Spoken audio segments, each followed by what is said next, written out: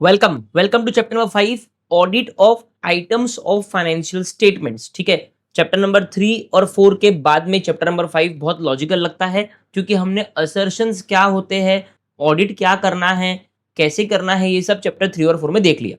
Chapter 5 बहुत अच्छा chapter है, काफ़ी वेटेज है, डेफिनेटली वेटेज में कोई प्रॉब्लम ही नहीं है। लेकिन इस चैप्टर की एक खासियत ये है कि हमने जितना नोटिस किया है, आईसीआई एग्जाम में जब इसको पूछ रहा है तो 3 या 4 क्वेश्चन पूछ रहा है, लेकिन दो क्वेश्चन आईसीआई ऐसे पूछ रहा है जो एक ही क्वेश्चन में, जैसे कि मान लो क्वेश्चन नंबर 3, तो क्वेश्चन नंबर 3 का सी और 3 का डी दोनों क्वेश्चन नंबर चैप्टर नंबर 5 से है। तो अब इसमें मान लो कोई चैप्टर अगर ये छोड़ता है, मान लो कोई बच्चा बोलता है मेरे को चैप्टर 5 नहीं करना है, तो ये क्वेश्चन नंबर 3 अगर वो पूरा स्किप कर देता है तो चैप्टर 5 का वेटेज उसके लिए कम हो जाता है। ठीक है, तो ये सिर्फ एक मेरी ट्रिक थी अगर आपको ये चैप्टर छोड़ना हो तो। सर छोड़ना चाहिए क्या?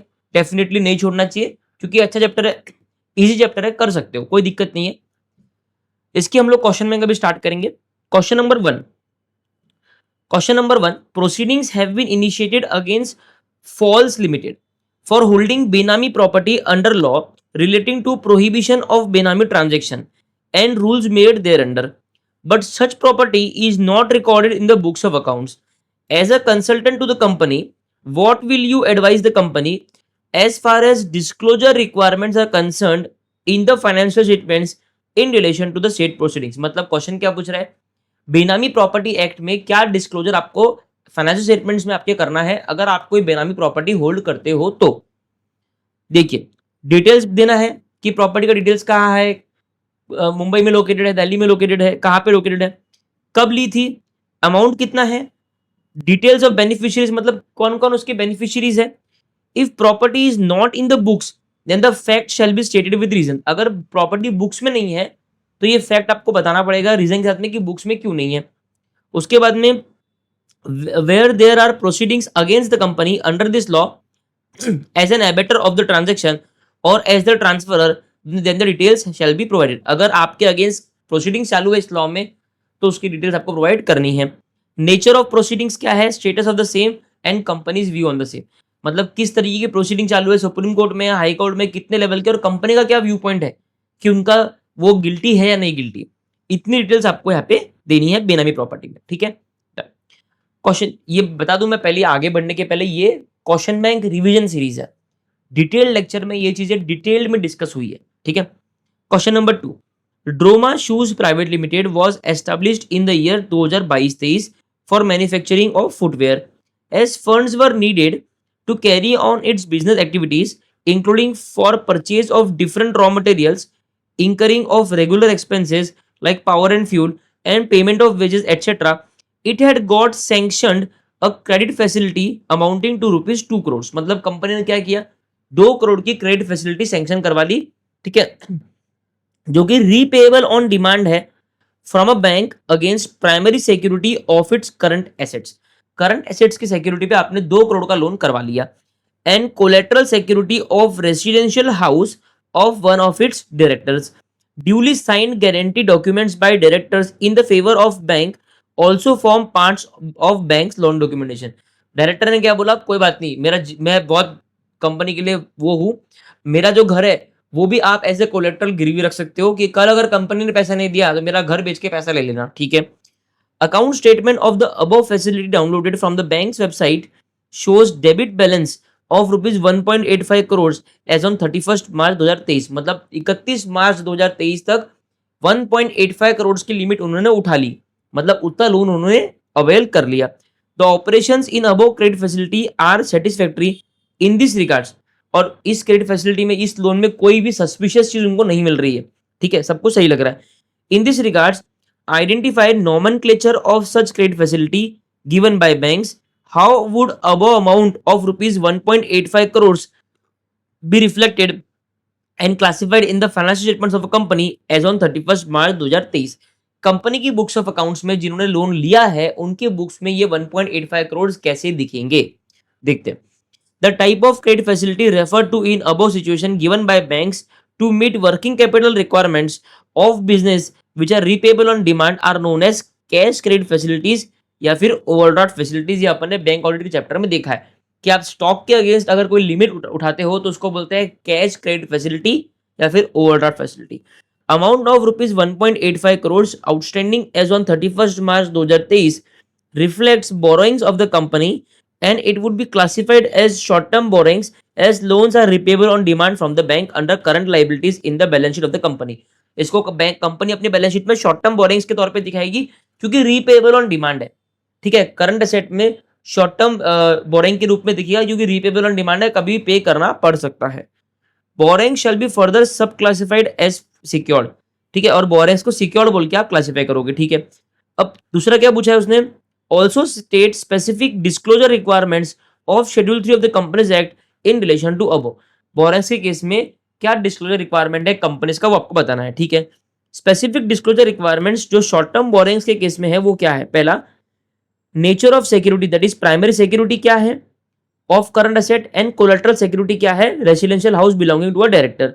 As loans have been guaranteed by the directors the aggregate amount of such loans shall be disclosed. ठीक है, क्योंकि लोन डायरेक्टर ने गारंटी किया है तो उस जो एग्रीगेट अमाउंट ऑफ लोन है वो भी आपको डिस्क्लोज करना पड़ेगा.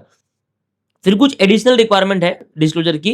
Since the company has borrowing from bank on the basis of security of current asset it shall also disclose the following. पहला, वेदर क्वार्टरली रिटर्न्स और statement of current assets filed by the company with banks are in agreement with the books of account. जो भी quarterly statements या जो भी document अपने bank को file किया है लोन के चक्कर में, क्या वो बुक्स ऑफ अकाउंट्स के हिसाब से बराबर है. If not, summary of reconciliation and reasons of material discrepancy if any to be adequately disclosed. और अगर बुक्स ऑफ अकाउंट्स में अमाउंट कुछ और है और आपने जो क्वार्टरली रिटर्न्स बैंक को दिए हैं लोन के चक्कर में उनमें कुछ अलग अमाउंट है तो आपको एक रिकंसिलेशन बना के देना होगा. और अगर कोई मटेरियल डिफरेंसेस है तो उसका रीजन आपको एक्सप्लेन करना पड़ेगा. ये इसका डिस्क्लोजर रिक्वायरमेंट है. Question number 3, following is extract of notes to accounts of the financial statements of STU Private Limited listing some ratios. Discuss whether the disclosure given in following manner meets requirements of Schedule 3 of the Companies Act 2013. हमने हमारे regular class में सारे ratios के disclosure पढ़े थे. मैंने आपको उसका होमवर्क भी दिया था कि आपको पूरे लर्न करके स्क्रिबल करना है. Ignore other ratios which are not listed in the extract given below. आपको बताना है कि ये जो मैनर है जिस तरीके से इन्होंने डिस्क्लोज किया है वो बराबर है क्या. पहला करंट रेशियो, फिर इन्वेंट्री टर्नओवर रेशियो, फिर ट्रेड रिसीवेबल टर्नओवर रेशियो, फिर net profit ratio percentage form में. आंसर देखेंगे. The disclosure given in the question does not meet the requirement of schedule 3. Schedule 3 का रिक्वायरमेंट मीट नहीं कर रहा है. Schedule 3 requires that the company shall explain the items included in the numerator and denominator for computing the ratios.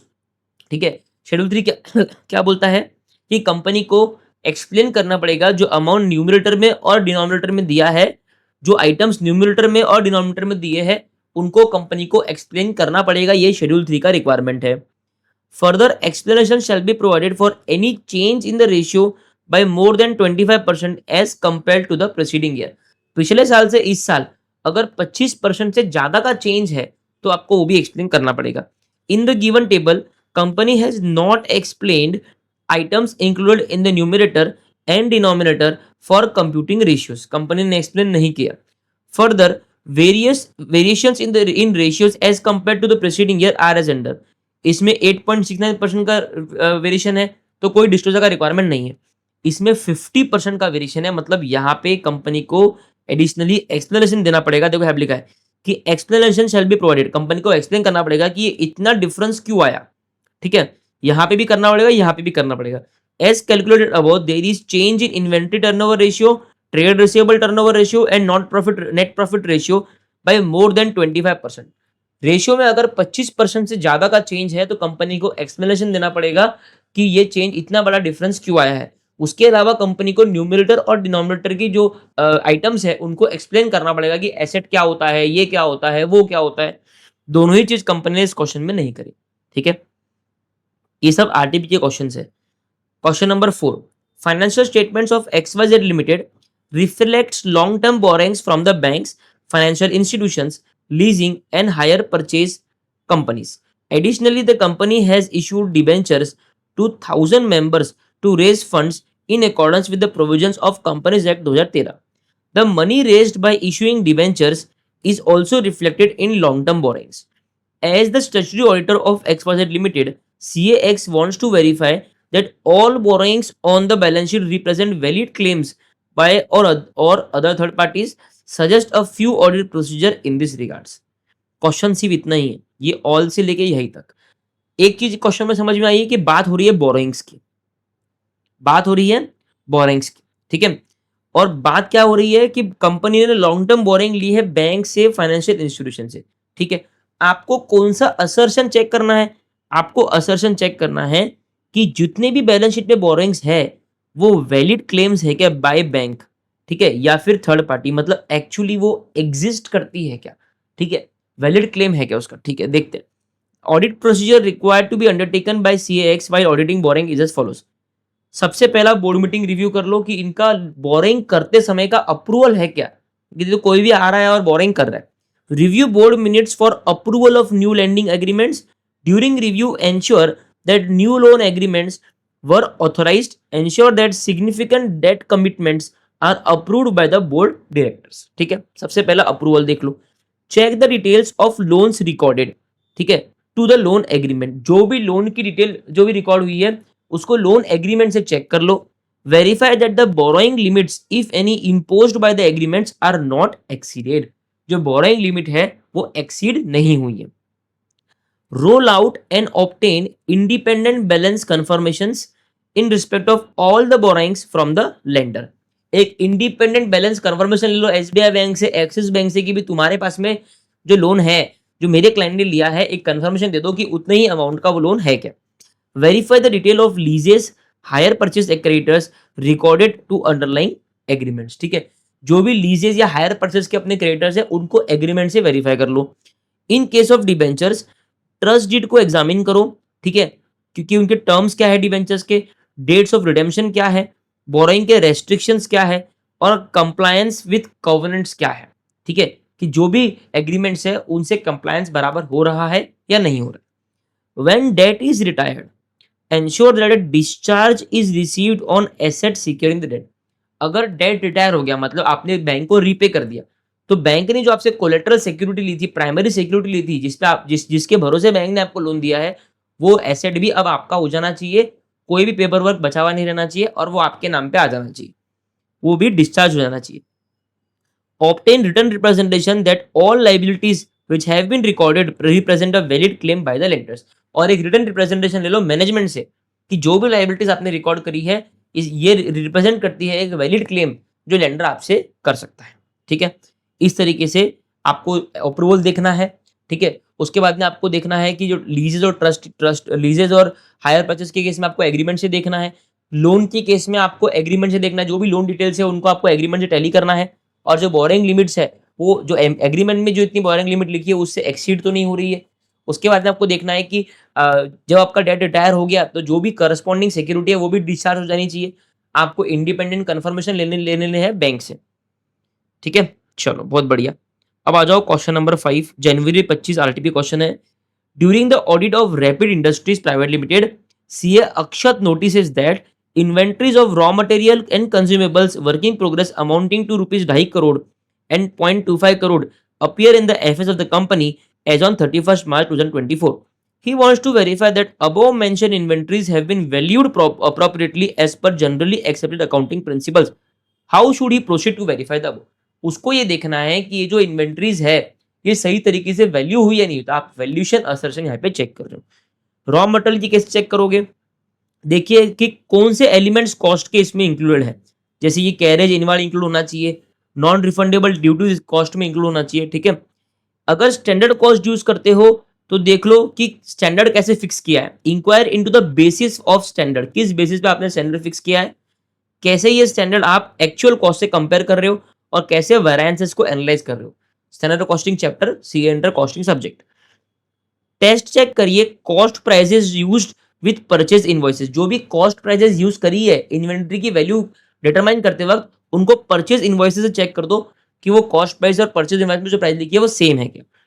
Follow up valuation of all damaged और obsolete inventories noted during observance of physical counting with a view to establishing a realistic net realisable value. आपको follow up लेना है कि जितनी भी damaged और obsolete inventories आपने physical inventory counting के टाइम पे देखी थी उनका जो वैल्यू है वो नेट रियलाइजेबल वैल्यू पे ड्रॉप कर दिया है या नहीं कर दिया है। इसको मैंने लेक्चर में लर्न कराया था। Elements of cost, cost price, damaged inventories और स्टैंडर्ड कॉस्ट। ऐसे 4 आप ध्यान में रखेंगे तो आप सेंटेंस क्रिएट खुद से कर सकते हो। सिंपल है, ठीक है। Elements of cost, cost price, damaged goods और standard cost. Elements of cost, cost price, damaged goods और standard cost. Work in progress में सेम है। असर्टन करिए कि कैसे various stages of production measure की जाती है, and in case estimates are missed, understand the basis of such estimates. Ascertain what element of cost are included, same. अगर overhead include हुए तो कैसे, वो किस बेसिस पे आपने ओवरहेड को इंक्लूड किया है। Ensure that material cost exclude any abnormal wastage factors. Abnormal wastage factors रहेंगे तो वो डायरेक्टली पीएनएल में जाते हैं, वो कॉस्ट का पार्ट नहीं बनते, ठीक है। क्वेश्चन नंबर 6, ये मई 25 आरटीपी का क्वेश्चन है। CA Tripti is in the midst of conduct, ये देखो ये सब है ना ऐसा फालतू फालतू लिखा रहता है, अल्टीमेटली क्वेश्चन नीचे से आता है, ठीक है। The auditor notices that the company has huge trade payables reflected in its financial statements. He wants to be sure that all trade payables reflected in the statement have been valued properly। मतलब trade payable का valuation assertion यहाँ पे check करना है। देखते हैं, audit procedures to be performed to verify that all trade payables reflected in the financial statements have been valued appropriately are: पहला, review the process followed by the company to identify if any old creditor balance needs to be written back। ठीक है, जो भी पुराना creditor balance है, मान लो 10 साल पुराना, 15 साल पुराना, तो पहले आप असर्टन करिए, रिव्यू करिए कि कंपनी क्या प्रोसेस फॉलो करती है ये पुराने क्रेडिटर के अमाउंट को राइट बैक करने के लिए। क्योंकि 10 साल से अगर आपने उसको पेमेंट नहीं किया तो शायद आपको उसको पेमेंट करना ही नहीं है, तो राइट बैक कर दो ना, क्रेडिटर क्यों खड़ा करा। This will include a consistency comparison with the method used in the last year. Obtain the aging of payable balances and list of vendors with whom the company has disputes and any claims from the customers under litigation and compare with the previous year। कुछ भी नहीं करना है, payable के balances की ageing ले लेनी है, लिस्ट लेनी है कि कौन से वेंडर के साथ में आपका डिस्प्यूट है, कौन से कस्टमर्स ने आपके ऊपर क्लेम डाला है और उनसे आपकी क्या डिस्प्यूट है, और उसके अलावा आपको प्रीवियस ईयर से इन सब चीजों को कंपेयर कर लेना है कि डिस्प्यूट इंक्रीज हुए या डिक्रीज हुए। Check that the write backs in the trade payable, trade pay में अगर कोई राइट बैक किया है, ठीक है, तो वो अप्रूव्ड होना चाहिए। Check that the restatement of foreign currency trade payables has been done properly in accordance with AS 11।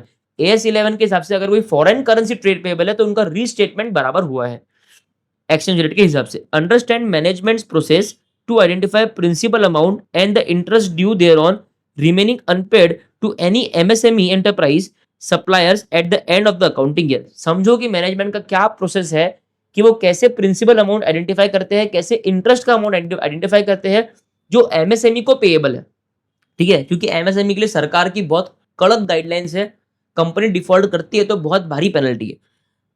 Test check the management processes to assess if the auditor could rely on the management process.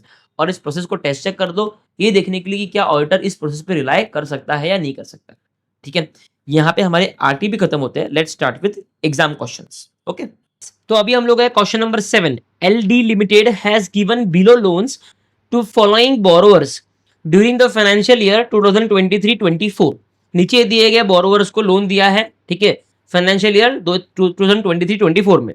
Mister B N auditor wants your guidance. Mister B को आपका guidance चाहिए, किस चीज के लिए चाहिए कि regarding additional regulatory information required to be provided under the companies act 2013। Companies act 2013 में एडिशनल रेगुलेटरी इंफॉर्मेशन क्या प्रोवाइड करनी है वो हमको बता दीजिए, ठीक है।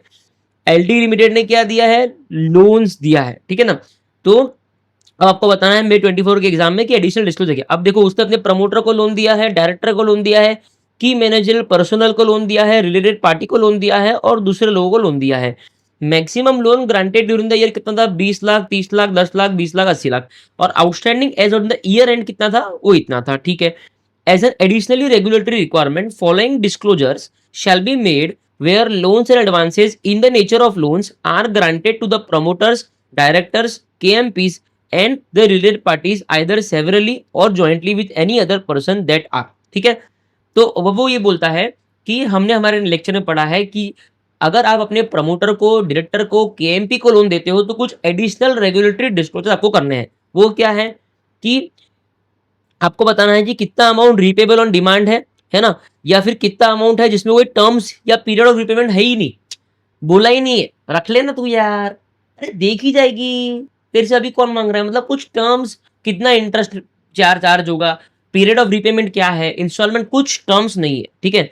तो आपको बताना है एक तो टाइप ऑफ बोरोवर, कि बोरोवर का नाम क्या है और आपका रिश्ता क्या है उससे, कितना लोन आउटस्टैंडिंग है ईयर एंड पे, और percentage to the total loans advances in the nature of loan, मतलब पूरे साल में जितने लोन्स आपने दिए थे उससे इसका परसेंटेज कितना है, तो इसको 15 दिए थे और पूरे साल में आपका आउटस्टैंडिंग लोन 120 था as on the year end, तो 15 डिवाइडेड बाय 120 इंटू 100, तो आपका maximum loan granted during the year क्या है, उसका कोई रेलेवेंस नहीं, रेलेवेंस कितना है कि आपका आउटस्टैंडिंग बैलेंस कितना है divided by total outstanding balance, पूरे कंपनी ने जितना भी लोन दिया है, चाहे वो रिलेटेड पार्टी हो चाहे वो रिलेटेड पार्टी नहीं हो, किसी को भी कितना भी लोन दिया है, टोटल लोन्स का अमाउंट कितना है 120, तो 15 डिवाइडेड बाय 120 इंटू 100 परसेंटेज निकालेंगे, राइट। ऐसा आपको डिस्क्लोजर यहाँ पे करना है, क्लियर है ना, अगर आप अपने रिलेटेड पार्टी को लोन देते हो तो। Question number 8, PQ and company wants to diversify its business and for that purpose they want to raise money by issuing shares to the general public, उनको IPO लाना है, ठीक है।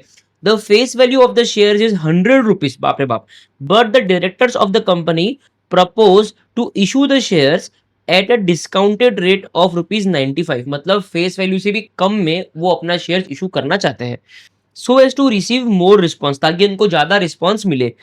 The statutory auditor, however, objects to the same as it is not allowed as per the Companies Act 2013, सही बोल रहा है, Companies Act 2013 क्या बोलता है कि आप डिस्काउंट पे शेयर्स को इशू नहीं कर सकते। State the provisions of section 53 of the Companies Act 2013 with reference to shares issued at a discount and the consequences where the company fails to comply with provisions of this section, क्या consequence होगा अगर company section 53 के provision को comply नहीं करती है तो। Shares issued at discount, ठीक है, पहला पहला साफ बोल देता है कि company shall not issue shares at discount accept in the case in an issue of sweat equity shares, sweat equity shares अगर आप दे रहे हो सेक्शन नंबर 54 के हिसाब से तो ही आप शेयर इशू कर सकते हो डिस्काउंट पे। स्वेट इक्विटी शेयर्स मतलब अब अपने एम्प्लॉय को उनके खून पसीने के लिए शेयर्स दे रहे हो डिस्काउंटेड रेट पे। Any shares issued by company at A discounted price shall be void, अगर कोई भी शेयर्स डिस्काउंटेड प्राइस पे कंपनी देती है तो वो एग्रीमेंट को वॉइड माना जाएगा, वो एग्रीमेंट माना ही नहीं जाएगा। Notwithstanding anything contained in the above subsection 1 and subsection 2, a company issues shares at a discount to its creditors when its debt is converted into shares in pursuance of any statutory resolution plan or debt restructuring scheme in accordance with any guidance or directions or regulations specified by RBI under the Reserve Bank of India Act और banking regulation act. यहाँ पे एक exception दिया है, sir ये exception क्या है, simple है कि अगर मान लो कंपनी का दिवालिया निकल गया है, कंपनी क्रिएटर को पेमेंट नहीं कर पा रही, इसका एक प्रमुख एग्जांपल है वोडाफोन आइडिया, अब ये सेंट्रल गवर्नमेंट को पैसा नहीं दे पा रहे स्पेक्ट्रम का, तो ये क्या कर रहे हैं, सेंट्रल गवर्नमेंट को बोल रहे हैं कि आपका जो डेट है जो हमें आपको देना है उसको शेयर्स में कन्वर्ट कर लो। अब ये कन्वर्जन के लिए जो भी डेट रिस्ट्रक्चरिंग प्लान बना है, ठीक है, या जो भी गाइडलाइंस या रेगुलेशन आरबीआई ने बनाए हैं उसमें मान लो अगर शेयर्स को डिस्काउंट पे इशू किया जा रहा है तो वो अलाउड रहेंगे, उसमें सेक्शन 53 बाधा नहीं डालेगा, कोई भी प्रॉब्लम नहीं क्रिएट करेगा। इसके अलावा आप शेयर्स को डिस्काउंट पे इशू कर ही नहीं सकते, सिर्फ स्वेट इक्विटी शेयर्स के लिए आप कर सकते हो। Where any company fails to comply provisions of this section, such company and every officer who is in default shall be liable to a penalty which may extend to an amount equal to the total amount raised through the issue of shares at a discount or rupees 5 lakh whichever is less। अगर company या कोई भी employ section 53 के provisions का उल्लंघन करता है तो उन्हें पेनल्टी चार्ज होगी।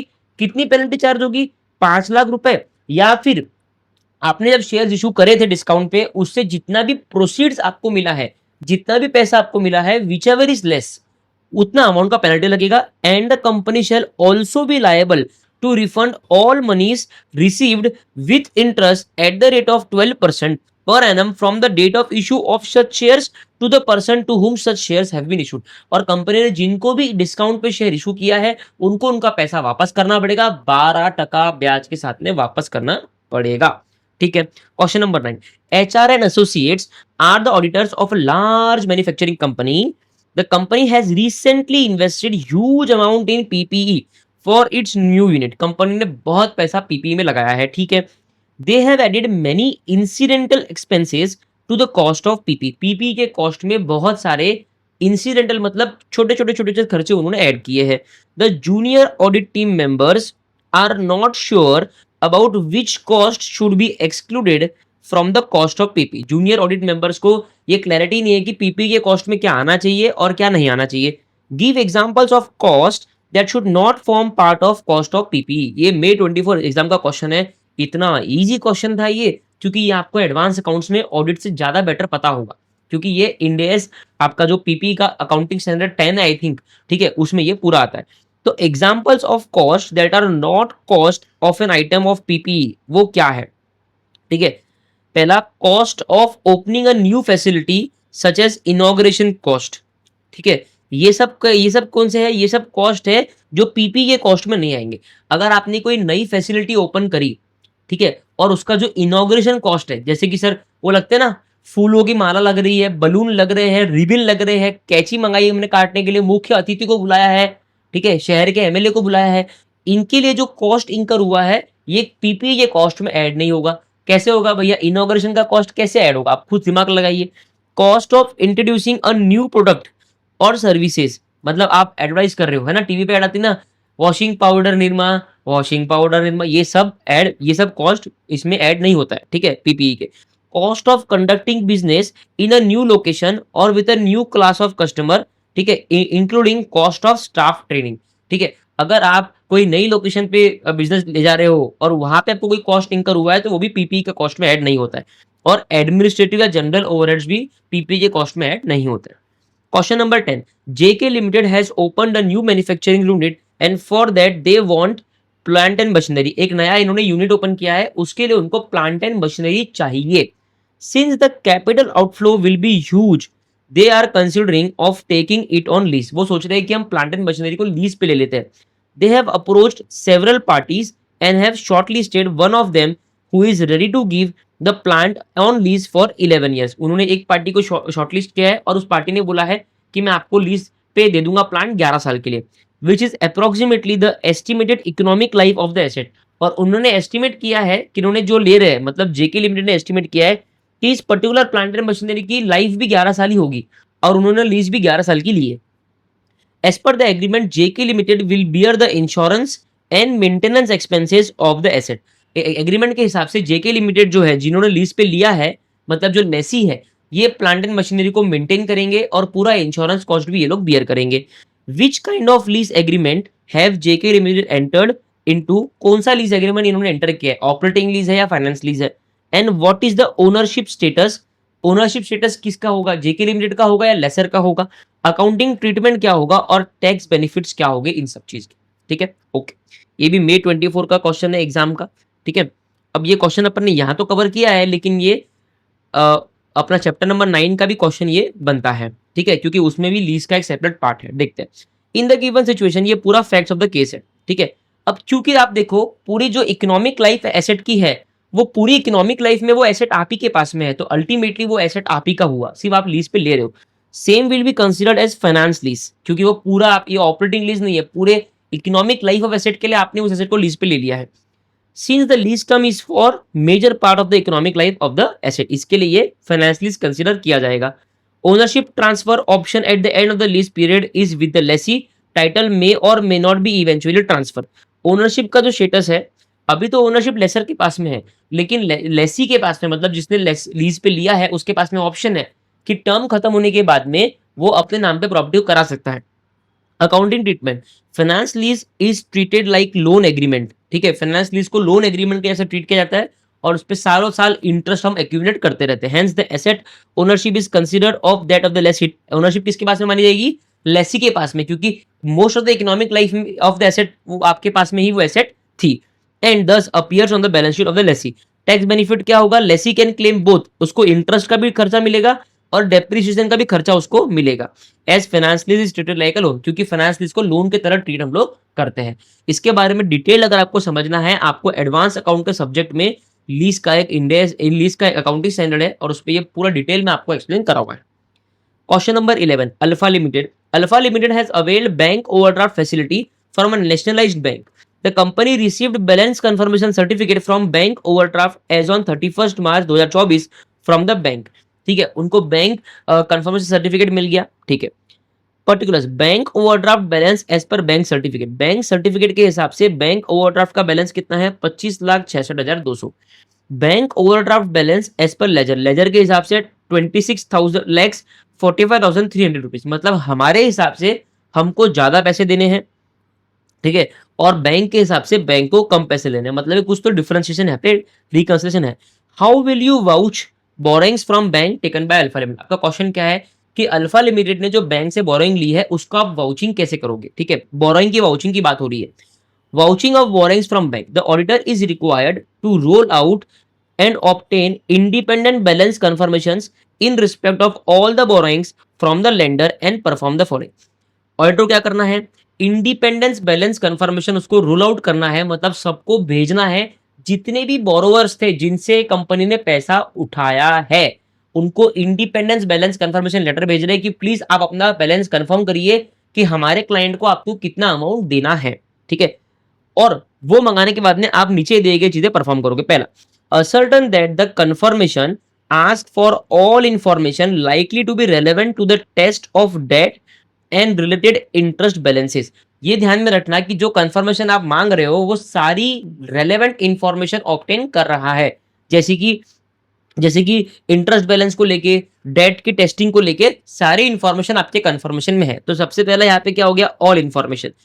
उसके बाद में आपको रिमाइंडर सेंड करने, अगर किसी बोरोयर ने आपको रिप्लाई नहीं दिया तो compare the balances as per the confirmations obtained to the books. जो बैलेंसेस कंफर्मेशन में आपको मिले हैं उसको बुक्स ऑफ अकाउंट से कंपेयर करिए, और अगर कोई डिफरेंसेस है, जैसा हमने देखा है डिफरेंसेस है, तो क्या करना है? Ask for reconciliations if there are any differences and test the supporting documents for the reconciling item on test check basis. और जो भी रिकंसिलेशन दिया है उसको सपोर्टिंग डॉक्यूमेंट से टेस्ट कर लीजिए। Reconcile the balances in the overdrafts with that shown in the passbook and confirm the last mentioned balance by obtaining a certificate from the bank showing the balance in the accounts as at the year of the end। ठीक है, आपको passbook से balance check करना है और आप bank से आप एक कंफर्मेशन लोगे हर साल के एंड में कि कितना अमाउंट बचता है, वो कंफर्मेशन के अमाउंट से भी आप उसको टैली कर लो। Obtain independent balance confirmation from the banks showing balances, particulars of securities deposited with the bank as security for the loans or of the charge created on an asset, and confirm that the same has been correctly disclosed and duly registered with the registrar of the company। जो भी charge, जो भी आपका property आपने bank को mortgage रखा है उस पर जो भी चार्ज क्रिएट हुआ है, क्योंकि वो सिक्योरिटी के बेसिस पे आपको लोन मिला है, तो वो प्रॉपरली रजिस्टर्ड है, रजिस्टर ऑफ चार्जेस में आ रहा है क्या, वो सब आपको देखना है। Verify the authority under which the loan और draft has been raised. In case of a company, only board of directors is authorized to raise a loan or borrow from a bank। ठीक है, आप देखिए कि किसने ये loan लिया है, उसकी अथॉरिटी थी या नहीं थी। कंपनी के केस में सिर्फ बोर्ड ऑफ डायरेक्टर्स ऑथराइज कर सकते हैं कि लोन लेना है या नहीं लेना है। ठीक है, confirm in the case of a company that restraint contained in section 180 of the Companies Act 2013 as regards the maximum amount of loan that a company can raise has not been contravened। Section 180 है company act 2013 का, जो आप CA final में पढ़ोगे, उसमें लिखा है कि कंपनी कितने अमाउंट का लोन ले सकती है। क्या वो सेक्शन के प्रोविजन से कॉन्ट्रावेन किया है? क्या उस लिमिट से ज्यादा लोन आपने ले लिया है? अगर लिया है तो आपने कंपनी एक्ट के प्रोविजन को कंप्लाई नहीं किया है। तो सेक्शन 180 के प्रोविजन को आप देखना है कि जो maximum amount of loan that a company can raise वो कॉन्ट्रावेन नहीं हुआ है। Ascertain the purpose for which the loan has been raise, किस पर्पस के लिए आपने लोन को रेज किया था, and the manner in which it has been utilise, किस तरीके से आपने लोन को यूटिलाइज किया था, and that this has not prejudicially affected the entity, और लोन लेने के कारण एंटिटी को कोई नुकसान नहीं हुआ है। ये तीन चीजें आपको यहाँ पे असर्टन करनी है। समझा? सिंपल है ना? तो एक तो आप एक देखो, एक पहली बात होगी अथॉरिटी की देख लो, है ना, कि प्रॉपर अथॉरिटी में लोन रेज हुआ है क्या। उसके बाद में देख लो 180 की लिमिट तो कंप्लाई नहीं, तो एक अथॉरिटी वाला पॉइंट है, एक सेक्शन 180 वाला पॉइंट है। उसके बाद में जिस पर्पस के लिए लोन लिया था उस पर्पस के लिए वो यूटिलाइज हुआ है नहीं हुआ, और लोन प्रेजुडिशियली अफेक्ट कर रहा है क्या। 3 पॉइंट तो यही हो गए। एक आपको बैलेंस कंफर्मेशन बैंक से लेना है और बैंक के रिमाइंडर सेंड करना है आपको बोरोवर्स को। ठीक है, आपको देखना है कि जो कंफर्मेशन रिक्वेस्ट है उसमें सारी रिलेवेंट इन्फॉर्मेशन आ चुकी है। है ना। और बैंक का अगर रिकंसिलेशन है तो उसके लिए आपको पूरे सपोर्टिंग डॉक्यूमेंट्स है, वो रिकंसिलेशन को आपको चेक करना है। सिंपल है, 5-7 पॉइंट लिखने हैं, आंसर के मार्क्स मिल जाएंगे आपको। ठीक है, चलो question number 12, schedule 3 of the companies act 2013 prescribes disclosure of certain ratios as a part of additional regulatory information। Schedule 3 बोलता है कि कुछ रेशियोज जो है आपको कुछ रेशियोज कैलकुलेट करने हैं और अपने फाइनेंशियल स्टेटमेंट्स में डिस्क्लोज करने हैं। तो आपको एनी 3 रेशियो बताने हैं that should be disclosed along with the rules relating to disclosure of this ratio। कोई भी 3 बताने थे, ठीक है, एग्जाम में 3 मार्क के लाया था, लेकिन इन्होंने सारे बताए हैं। Current ratio, debt equity ratio, return on equity ratio, inverter turnover ratio, debt service coverage ratio, trade receivable turnover ratio, trade payable turnover ratio, net capital turnover ratio, net profit ratio, return on capital employed and return on investment. ये सारे ratios आपको जो है इसमें से 3 आपको exam में लिखने, सितंबर 24 के एग्जाम में ये आया था। Rules relating to disclosure of ratios. The company shall explain the items included in the numerator and denominator for computing the above ratios। है ना, हमने क्वेश्चन ऊपर भी देखा था कि न्यूमरेटर और डिनोमिनेटर के टर्मिनोलॉजीज को आपको एक्सप्लेन करना है। Further explanation shall be provided for any change in the ratio by more then 20। अगर 25% से ज्यादा चेंज हुआ पिछले साल के रेशियो में और इस साल के रेशियो में, अगर 25% ज्यादा चेंज हुआ तो आपको उसका एक्सप्लेनेशन प्रोवाइड करना है, फाइनेंशियल स्टेटमेंट्स में मैनेजमेंट को प्रोवाइड करना है। एज एन ऑडिटर आपको देखना है कि ये डिस्क्लोजर किया है या नहीं किया है। क्वेश्चन नंबर 13, सितंबर 24 एग्जाम का क्वेश्चन है फिर से। JB limited has invested huge sums of money on establishment of new property plant and equipment during the year।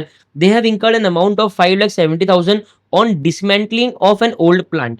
ठीक है, उन्होंने एक नई मशीनरी लगाई और जो पुरानी मशीनरी थी उसको डिसमेंटल करके भंगार में बेचा, और डिसमेंटल करने के लिए 5,70,000 का कॉस्ट लगा। which had become obsolete so that a new plant can be set up at the existing location। The auditor is in the process of verifying the cost incurred towards additional property, plant and equipment। What should be the accounting treatment of the amount spent on dismantling of the old plant in the financial statement। जो ये dismantling का amount है इसका accounting treatment क्या होगा, question simple है। ठीक है, विच elements of cost should be considered for valuing PP. और कौन से कॉस्ट के एलिमेंट्स को आप पीपी के कॉस्ट में इनकॉर्पोरेट करोगे। ऊपर हमने पढ़ा था कि कौन से कॉस्ट पीपी का कॉस्ट नहीं बनेंगे। ठीक है, in the given situation so and सो।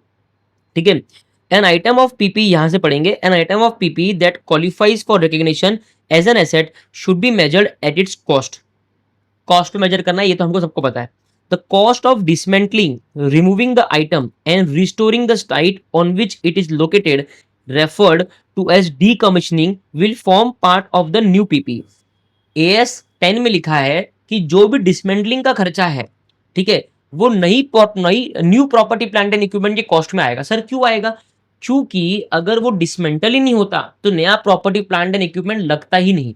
इसके लिए उसको लगाने के लिए वो डिसमेंटल करना जरूरी था, इसी के लिए उसको कॉस्ट का पार्ट बनाएंगे। Elements of the cost, the cost of an item of PP comprises. ठीक है, क्या क्या आता है एलिमेंट में? ठीक है, it's purchase price including import duties and non refundable purchase taxes after deducting trade discount and rebates. ठीक है, उसका पूरा परचेज प्राइस आएगा उस पीपीई का, उसकी जो इंपोर्ट ड्यूटी आपने भरी है वो भी आएगी, और अगर कोई नॉन रिफंडेबल परचेज टैक्स है, मतलब मान लो जीएसटी लगा है लेकिन उसका आपको आईटीसी नहीं मिलेगा, तो वो जीएसटी भी इसका कॉस्ट का पार्ट बनेगा। ठीक है, और कोई भी अगर ट्रेड डिस्काउंट आपको मिला है, रिबेट्स मिले हैं, तो वो आपके कॉस्ट में से कम हो जाएंगे। एनी कॉस्ट डायरेक्टली एट्रीब्यूटेबल, कोई भी कॉस्ट जो डायरेक्टली एट्रीब्यूटेबल है to bringing the asset to the location and condition necessary for it to be capable of operating in the manner intended by management. जिस manner में management चाहता था उसको operate करने के लिए कि ऐसे ऑपरेट होना चाहिए, उस मैनर तक वो पीपी को लाने के लिए जो भी कॉस्ट लगे हैं डायरेक्टली एट्रीब्यूटेबल है, वो भी उसके कॉस्ट में ऐड हो जाएंगे। The initial estimate of the cost of dismantling, removing the item and restoring the site on which it is located referred to as decommissioning, restoration and similar liabilities, the obligation for which an enterprise incurs either when the item is acquired or as a consequence of having used the item during a particular period for the purpose। मतलब in short ये बोल रहा है कि जितना भी decommissioning का cost है, डिसमेंटलिंग का कॉस्ट है, वो भी न्यू पीपी के कॉस्ट में ऐड होता है। ठीक है, सितंबर में तो बहुत सिंपल क्वेश्चन पूछे थे, एक और सितंबर का क्वेश्चन आएगा। ठीक है, you are the auditor of plus bank limited, the bank has made following provisions for the year ended 31 March 2024। Bank ने कुछ प्रोविजंस बनाए हैं 31 मार्च 2024 के। ठीक है, प्रोविजन फॉर बैड डेट्स बनाया है, प्रोविजन फॉर सबस्टैंडर्ड एसेट बनाया है, प्रोविजन फॉर एक्सपेंसेस बनाया है, प्रोविजन फॉर इनकम टैक्स बनाया है। ठीक है, you are in the process of verifying the provisions contingencies of the bank. What are the audit, basically वो बोल रहा है प्रोविजंस और कंटीजेंसीज के लिए क्या ऑडिट अप्रोच आप लगाओगे।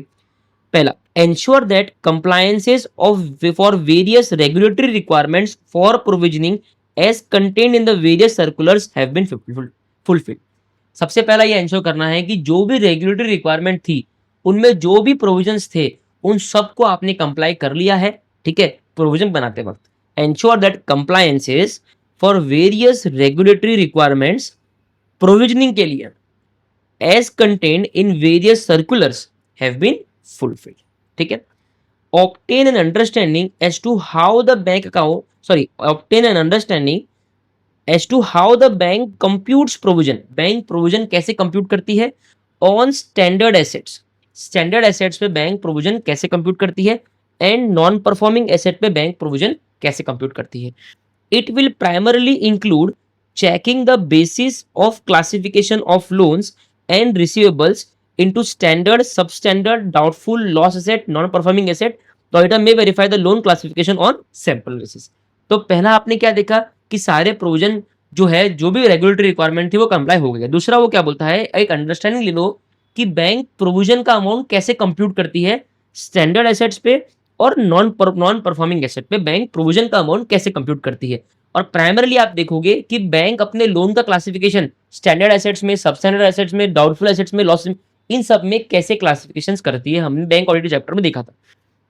Obtain the detailed breakup of standard loans, non performing loans and agree the outstanding balances with the general laser.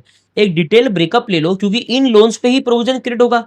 तो आप देखो कि लोन का जो अमाउंट था वो जनरल लेजर के अमाउंट से मैच कर रहा है। ठीक है, obtain the tax provision computation from the bank's management, bank के मैनेजमेंट से एक ले लो कि आपने टैक्स का प्रोविजन कैसे कंप्यूट किया है, and verify the nature of items debited and credited to the PNL account to ascertain that the same are appropriately considered in tax provision computation. और जो भी पीएनएल में आपने डेबिट क्रेडिट किया है, जो आप पीजीबी के चैप्टर में करते हो, टोटल कंप्यूटेशन चैप्टर में करते हो, सीए इंटर डायरेक्ट टैक्स में, जो भी आपने एडलेस किया है प्रॉफिट एंड लॉस अकाउंट में, वो टैक्स प्रोविजन कंप्यूटेशन के हिसाब से बराबर है या नहीं है। Examine the other provisions for expenses vis-a-vis the circumstances warranting the provision.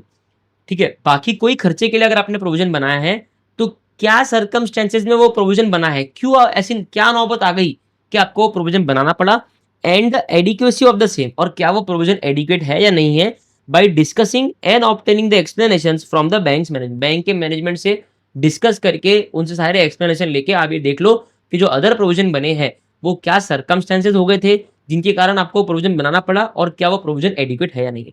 Simple है, क्लियर है। तो पहला आपको क्या लेना है, कंप्लायंस की सारे रेगुलेटरी रिक्वायरमेंट कंप्लाई हो गए क्या प्रोविजन को लेके। दूसरा आपको लेना है कि जो लोन्स है, आपको एक अंडरस्टैंड लेने की बैंक प्रोविजन कैसे कंप्यूट करता है स्टैंडर्ड एसेट्स पे और नॉन परफॉर्मिंग एसेट्स पे।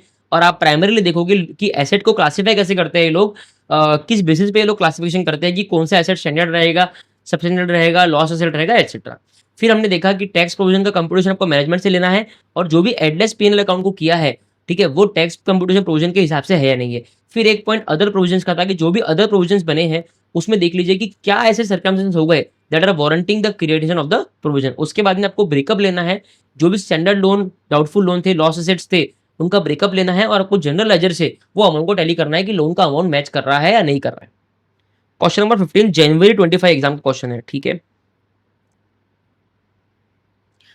ABC and Company, a chartered accountants firm, has been appointed as the statutory auditors of Penn Private Limited for the financial year 2023-24. During audit, one of the team members, Mr. R, noticed that Penn Private Limited has purchased software amounting to rupees 2 crores, and the said software is not an integral part of the related hardware. Mr. R further observed that Penn Private Limited has conducted some research and of an integral project work amounting to 1 crore. Penn Private Limited, following Indian GAAP, has presented the aforesaid details in the balance sheet as on 31st March 2024.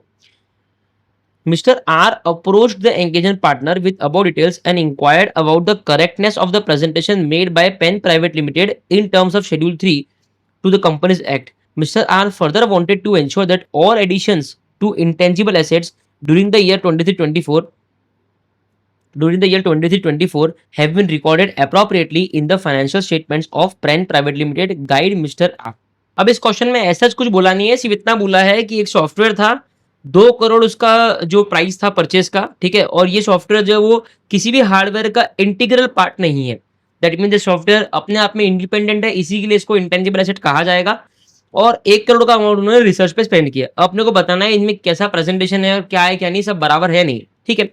Where the software is not an integral part of the related hardware, अगर software related hardware का integral part नहीं है तो computer software is treated as an intangible asset.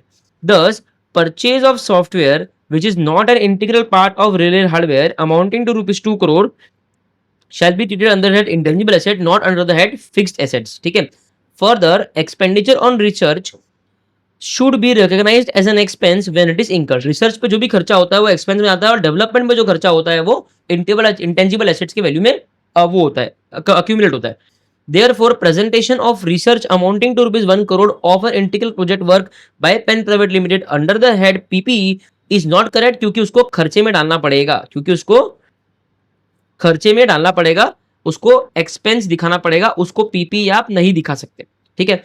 Audit procedures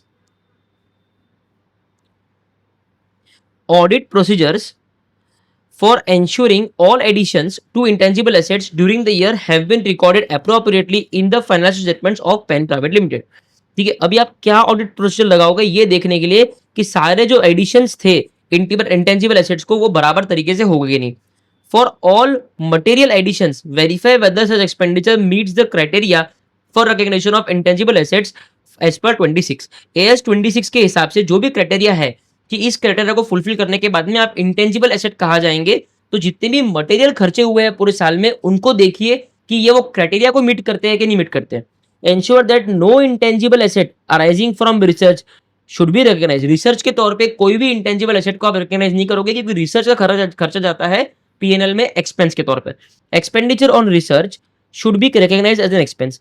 check the certificate और other similar document maintained by the entity, ठीक है, to verify the date of use of intangible asset which could be linked to the date of commencement of commercial production oblique economic use to the entity for all additions of the intangible asset during the period.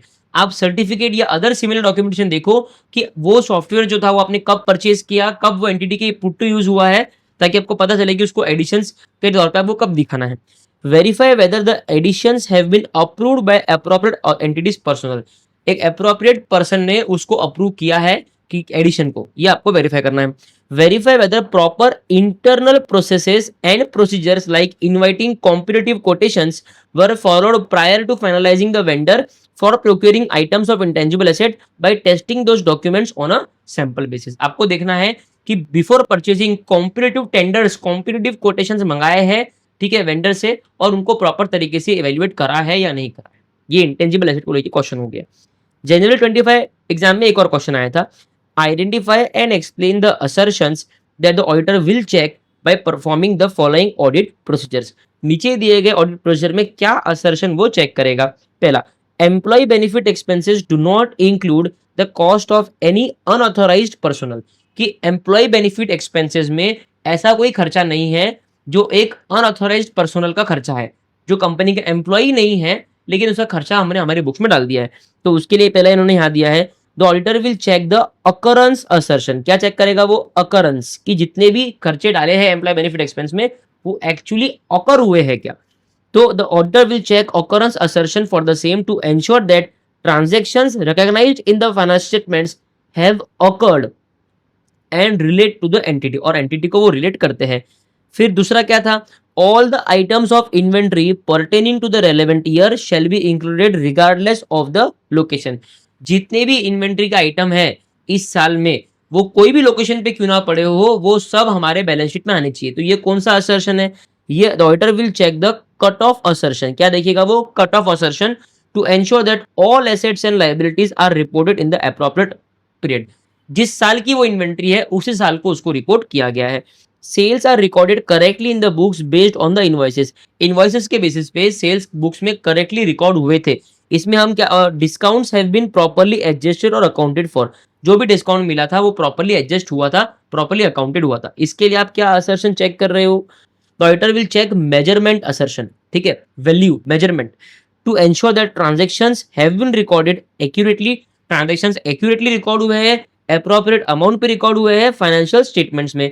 There have been no errors while preparing documents और in posting transactions to the ledger. Ledger में transaction को post करते वक्त कोई भी error नहीं हुआ था। The figures and explanations are not मिस्टेकेड, कोई भी फिगर्स मिस्टेकेड नहीं है, ठीक है। चौथा क्या है? द एंटिटी ओन्स और controls the inventory recorded in the financial statements, that is the purchase invoices have been made in the name of the client. कि जो भी इन्वेंट्री है वो सब क्लाइंट के नाम पे है। तो यहाँ पे हम क्या चेक करेंगे? राइट्स एंड ऑब्लिगेशंस असर्शन, कि एंटिटी के पास में उसका राइट है या नहीं है। To ensure that the entity has rights to the assets and the liabilities recognized in the financial statements represent all the entity's obligation to repayment as to the given date। कि जो भी assets entity ने balance sheet में लगाए हैं उस पे entity का rights है, और जो भी liabilities है बैलेंस शीट के अंदर वो entity का obligation दर्शाती है कि entity को amount पे करना है। Inventory has been recognized at the lower of cost and NRV in accordance with AS2 inventories. The auditor will check valuation assertion. क्या देखेगा? Valuation assertion ये ensure करने के लिए assets, liabilities, equity balances have been valued appropriately, that is the amount at which they are recorded are appropriate. जिस amount पे उनको record किया था वो appropriate है या appropriate नहीं है। There has been no overstatement or understatement. कोई भी overstatement या understatement inventory का नहीं हुआ है, ठीक है। अब हम चालू करेंगे मॉडल टेस्ट के क्वेश्चंस, ठीक है। चलो अभी अपना अगला क्वेश्चन है question number 17। Prudent enterprise private limited has incurred and fully spent for the first time CSR expenditure amounting to 14.5 lakh rupees in pursuance to provision of section 135. The expenditure was spent for women empowerment programs through an implementing agency. As per law provisions, it was required to spend 14 lakhs during the year. Discuss how such information is required to be disclosed in accordance with the requirements of Schedule 3 of Company 2013 in financial statements of the company. Basically CSR की information का disclosure requirement इन्होंने पूछा है। हमने हमारे notes में last class में देखा था। सिंपल है ये देखिए शेड्यूल 3 का रिक्वायरमेंट क्या है। ए में वो बोलता है कि अमाउंट कितना कंपनी को स्पेंड करना है, रिक्वायर्ड। रिक्वायरमेंट क्या है? तो रिक्वायरमेंट थी 14 लैक्स। अब वो पूछेगा कितना स्पेंड किया, amount of expenditure incurred. Logical है ना, पहला रिक्वायरमेंट फिर अमाउंट ऑफ एक्सपेंडिचर इंकर्ड, वो है रुपीज 14.5 लैक्स। 14.5 लैक्स आपने इंकर किया। तीसरा है shortfall eight the end of the year. साल के अंत में शॉर्टफॉल कुछ था क्या? नहीं था, उन्होंने तो एक्सेस स्पेंड कर दिया है।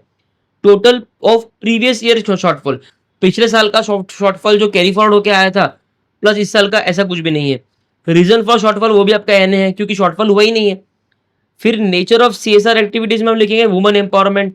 फिर details of related party transaction में हम लिखेंगे एग्जाम्पल में कॉन्ट्रीब्यूशन टू, इन्होंने ये अपना CSR फॉर्मेट जो है शेड्यूल 3 का, उसी के अंदर इन्होंने ये एग्जाम्पल दिया है। Example contribution to a trust controlled by the company in relation to CSR expenditure as per relevant accounting standard। कि आपने एक ट्रस्ट खोली है जो कंपनी खुद कंट्रोल करती है और उनको पैसा देती है CSR के लिए। अगर ऐसा कोई है तो उसको रिलेटेड पार्टी ट्रांजेक्शन बोलेंगे, लेकिन हमारा ऐसा कुछ नहीं है, हमने एक इम्प्लीमेंटिंग एजेंसी को हायर किया था। और last, where a provision is made with respect to a liability incurred by entering into a contractual obligation, the movements in the provision during the year should be shown separately। ये basically जो अपने continuous project होते हैं उसकी बात वो कर रहा है, ठीक है। Question number 18। You are part of engagement team conducting audit of an entity engaged in manufacturing business. Entity manufacturing business में एंगेज्ड है, ठीक है। State few audit procedures you would undertake to perform to verify that recorded sales in the financial statements represents goods actually sold during the period and recorded sales are not overstated। आप बताओ क्या procedure आप apply करोगे देखने के लिए कि जो सेल्स रिकॉर्ड हुए हैं वो ओवरस्टेटेड नहीं है। ये भी हमने देखा हुआ है। Following audit procedures can be perform to verify that recorded sales जो FS में है वो एक्चुअली सोल्ड हुए हैं और ओवरस्टेटेड नहीं है। ओवरस्टेटेड मतलब ज्यादा दिखा दिया, सेल 100 का किया था दिखाया 200। check whether single sales invoice is recorded twice or a cancelled sales invoice has been recorded. ठीक है, कोई सेल्स इनवॉइस हमने कैंसिल कर दिया था, मतलब सामने वाले कस्टमर ने बोला नहीं भैया मेरे को नहीं चाहिए, लेकिन उसको भी हमने एंट्री मार के रिकॉर्ड कर लिया, ठीक है। या फिर कोई सिंगल सेल्स इनवॉइस है, उसको आपने 2 बार तो रिकॉर्ड नहीं कर लिया। टेस्ट चेक करिए फ्यू इनवॉइसेस को कि उनकी सेल्स जर्नल में एंट्रीज क्या हुई है।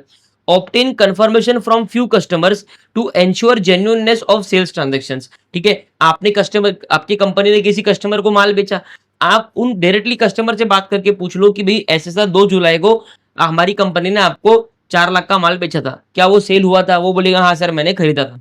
तो ऐसा आप जेन्युइननेस चेक कर लो, 4-5 कस्टमर से बात कर लो। Check whether any fictitious customer and sales have been recorded. ऐसा कोई कस्टमर, राहुल नाम का कोई कस्टमर था ही नहीं, ठीक है, लेकिन उसको हमने बुक्स में क्रिएट कर दिया उसके नाम का अकाउंट और एक एंट्री पास कर दी। फिक्टिशियस मतलब ऐसा कोई है ही नहीं, अपने मन से हमने सोच लिया ऐसा कोई है, ठीक है।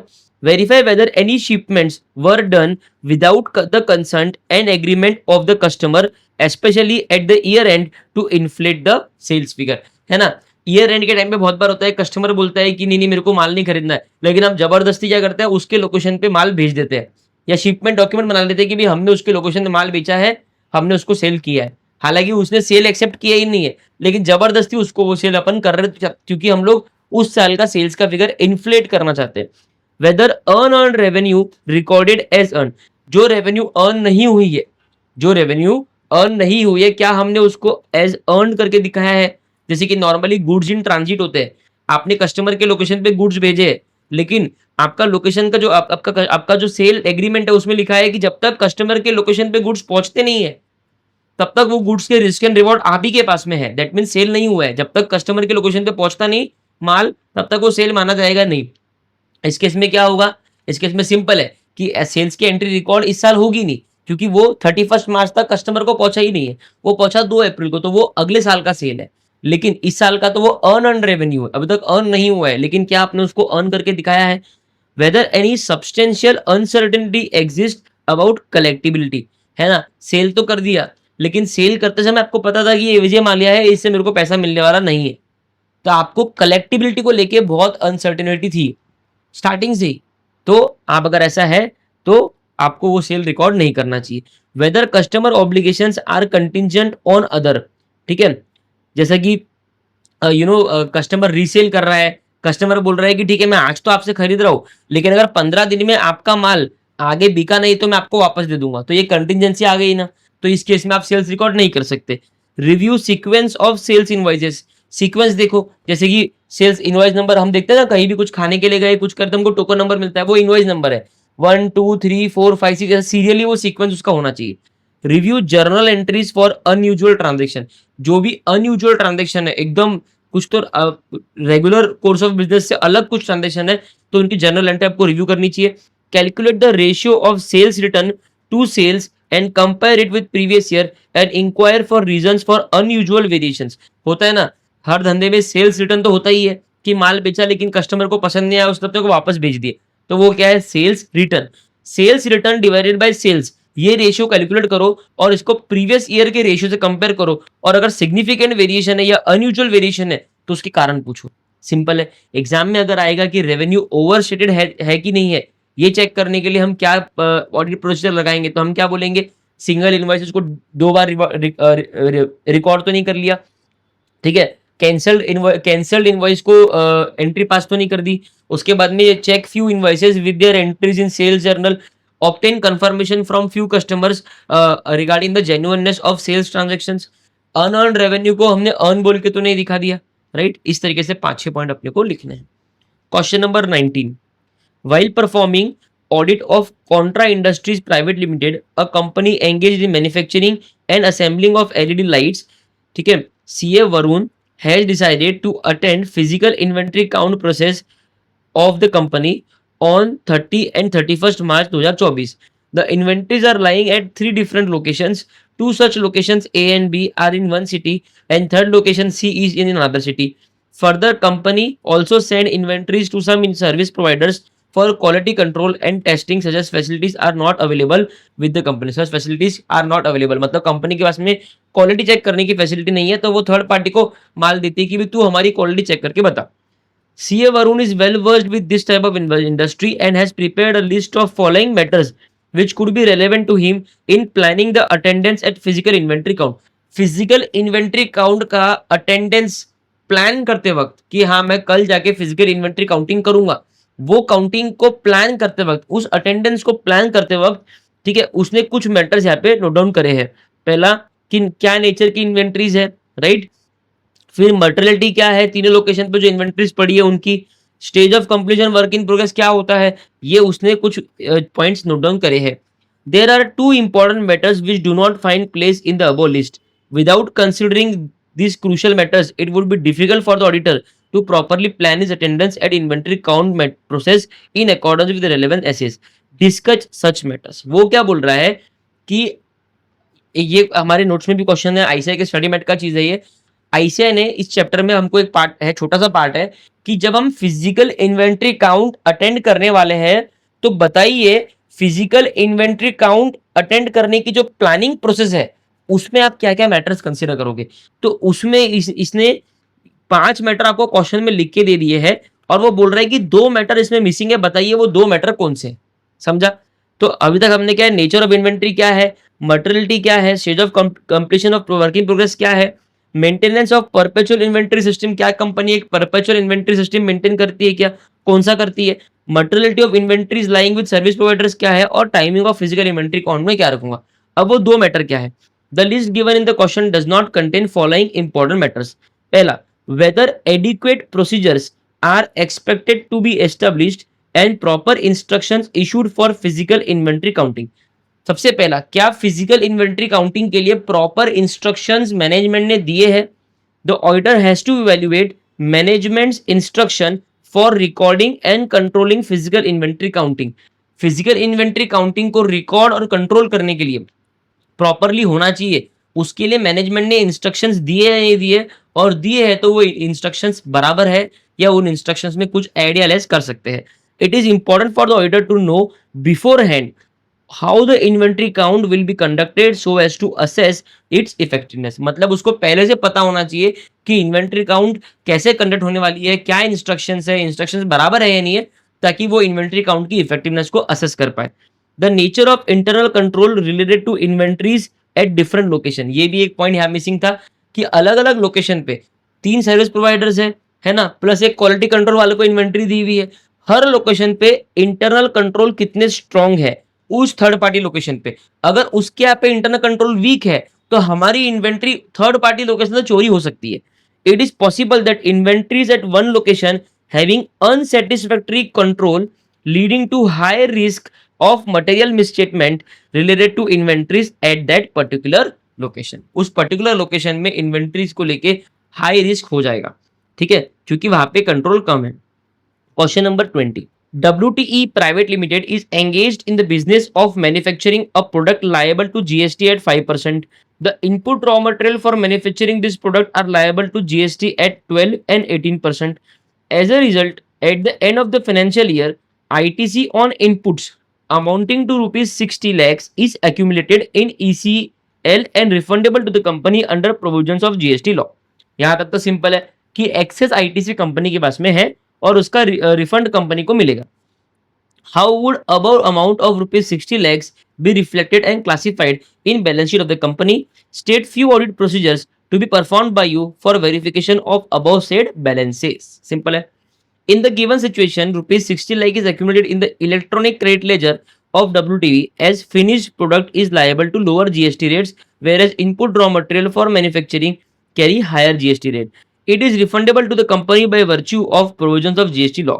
The above balance would be reflected under current assets. Within the current asset, it would be classified as other current asset. Schedule 3 आपको पढ़ाया होगा एडवांस अकाउंट्स में, उसमें करंट एसेट है और उसमें सबसे एक रेसिडुअल हेड है other current asset. Few audit procedures to be performed, वो क्या है. पहला, in relation to balances with statutory authorities like GST input credit, prepare a reasonability analysis. एक reasonability analysis बनाओ.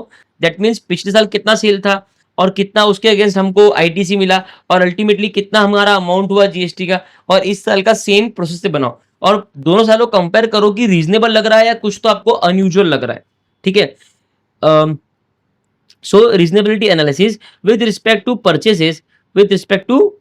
purchases by applying the rate to the purchases, and in case of any variance with the asset recorded by the entity, reasons for the variance should be requested from the entity.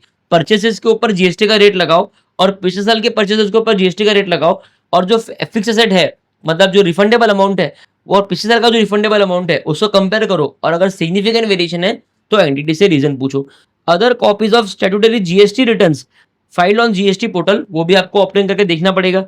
In case refundable amount as on balance sheet date is still outstanding, verify whether the amount recorded as per books of accounts tallies with the claim made with the authorities subsequently by going to GST portal. जितना amount आपने refundable बोल के balance sheet में record किया है, आप ये देखो कि जो क्लेम इन्होंने जीएसटी अथॉरिटीज को किया है कि हमको इतना अमाउंट का रिफंड चाहिए, वो क्लेम अमाउंट और बैलेंस शीट का अमाउंट मैच कर रहा है ना. नहीं तो आपने बैलेंस शीट में लिखा है कि हमको 10 लाख का रिफंड मिलना चाहिए और आपने जीएसटी अथॉरिटीज को क्लेम किया 5 लाख का, तो 5 लाख का क्लेम क्यों नहीं किया? क्या वो रिफंडेबल नहीं है? और अगर रिफंडेबल नहीं है तो एसेट में दिखना नहीं चाहिए.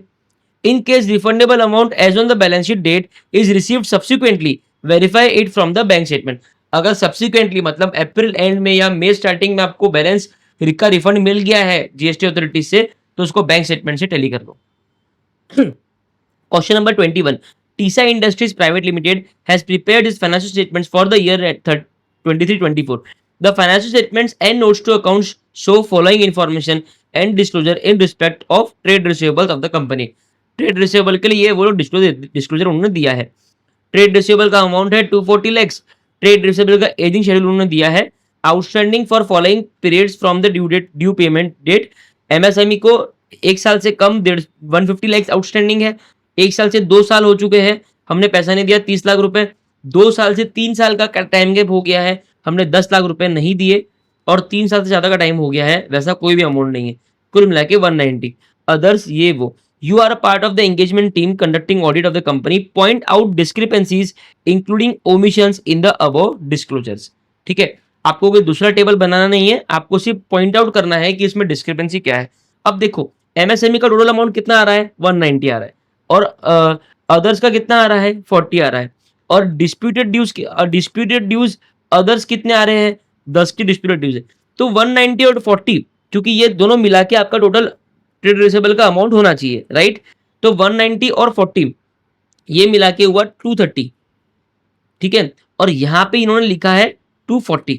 ठीक है, और ये 10 इन्होंने डिस्प्यूटेड बोल के अलग से यहाँ पे लिखा है. तो डिस्क्रिपेंसी क्या हुई मैं बताता हूँ. डिस्क्रिपेंसी ये हुई है कि जो डिस्क्लोजर इन्होंने दिया है वो शेड्यूल 3 के हिसाब से नहीं है. शेड्यूल 3 के हिसाब से डिस्क्लोजर क्या है वो देखो. The above disclosure is not in accordance with the requirements of Division 1 of Schedule 3. The discrepancies are as under. पहला, the company has wrongly disclosed information for trade receivables in a manner which is applicable for trade payables. ये जो disclosure है ये trade payables को लागू है, trade receivable को लागू नहीं है. No distinction between MSME and other trade receivable is required. कोई डिस्टिंक्शन करने का रिक्वायरमेंट नहीं होता. Trade receivables are to be categorised into undisputed and disputed trade receivables as under. पहला रहेगा अनडिस्प्यूटेड ट्रेड रिसीवेबल जो गुड है, ठीक है, जिनसे आपको कोई प्रॉब्लम नहीं है. अनडिस्प्यूटेड ट्रेड रिसीवेबल जो डाउटफुल है, आपको लगता है ये पैसा नहीं देगा. डिस्प्यूटेड ट्रेड रिसीवेबल जो कि आपको गुड लगते हैं कि पैसा देगा, लेकिन हमारे अमाउंट को लेकर डिस्प्यूट चालू है कि कितना देगा. और डिस्प्यूटेड ट्रेड रिसीवेबल जो आपको डर लगता है कि डिस्प्यूट तो है ही है अमाउंट को लेके, लेकिन ये देगा भी नहीं. उसके अलावा आपको एजिंग देनी है. एजिंग में कि कितना अमाउंट आपका पेमेंट से आपको नहीं मिला है, कितना ड्यू डेट ऑफ पेमेंट से कितना दूर है. लेस देन 6 मंथ, 6 मंथ से 1 ईयर, 1 ईयर से 2 ईयर, 2 ईयर से 3 ईयर, और 3 ईयर से ज्यादा. ठीक है, इस तरीके से आपको एजिंग देनी है. और following information is also required to disclose. ये भी डिस्क्लोज करना है कि trade receivables shall be sub classified as. ठीक है, ट्रेड रिसीवेबल को आपको फर्दर सब क्लासिफाई करना है कि कितने सिक्योर्ड है जो आपको गुड लगते हैं. ठीक है, कि इनके अगेंस्ट हमने कुछ, हमारे पास में इनकी प्रॉपर्टी मॉर्गेज है या कोई चीज मॉर्गेज है, सिक्योर्ड है. कितने अनसिक्योर्ड है लेकिन आपको गुड लगते हैं कि ये इनसे पैसा अपने को आ जाएगा. कितने डाउटफुल लगते हैं, और कितना आपने अलाउंस फॉर डाउटफुल डेट्स बनाया है, और कितना आपका डेट ड्यू है जो आपको डायरेक्टर से लेना है या कंपनी के कोई दूसरे ऑफिसर से लेना है, और कोई प्राइवेट कंपनी से लेना है. ठीक है, जिसमें अपने कंपनी का डायरेक्टर या तो पार्टनर है या उस कंपनी का भी वो डायरेक्टर है. ठीक है, इस तरीके से आपको एक सब क्लासिफिकेशन भी यहाँ पे देना है ट्रेड रिसीवेबल्स का. Question number 22. Being the statutory auditor of JAL Limited, a company engaged in manufacturing of chemicals, CA Gopika has understood that company is expected to have material work in progress as on 31st March 2024. State few audit procedures to verify existence and valuation assertion of WIP. WIP का checking कैसे करेंगे, ठीक है। सबसे पहला क्या करेंगे, inventory count हम लोग अटेंड कर लेंगे 501 के हिसाब से, ठीक है, और अंडरस्टैंड कर लेंगे वर्किंग प्रोग्रेस कैसे आता है, क्या स्टेजेस है कंप्लीशन के इन्वेंट्री के from raw material to finish goods, ठीक है। Evaluate work of management expert if any in this regard, management expert का कोई अगर इसमें इन्वॉल्वमेंट है वो देख लो। Ascertain how various stages of production are measured, अलग अलग स्टेजेस जो प्रोडक्शन की है वो कैसे मेजर होती है। And in case estimates are made, understand the basis of such estimates, और डेफिनेटली एस्टिमेट्स का यूज तो करते ही होंगे, तो देखो कि एस्टिमेट ये लोग कैसे फॉर्म कर रहे हैं। Ascertain what elements of cost are included, cost की कौन से एलिमेंट्स इंक्लूडेड है। इफ ओवरहेड्स आर इंक्लूडेड, अगर ओवरहेड्स को कॉस्ट में इंक्लूड किया है तो ये देखो असर्टन करो the basis on which they are included, किस बेसिस पर उनको इंक्लूड किया है, and compare such basis with available costing and financial data maintained by the entity. Ensure that material costs exclude any abnormal wastage factors.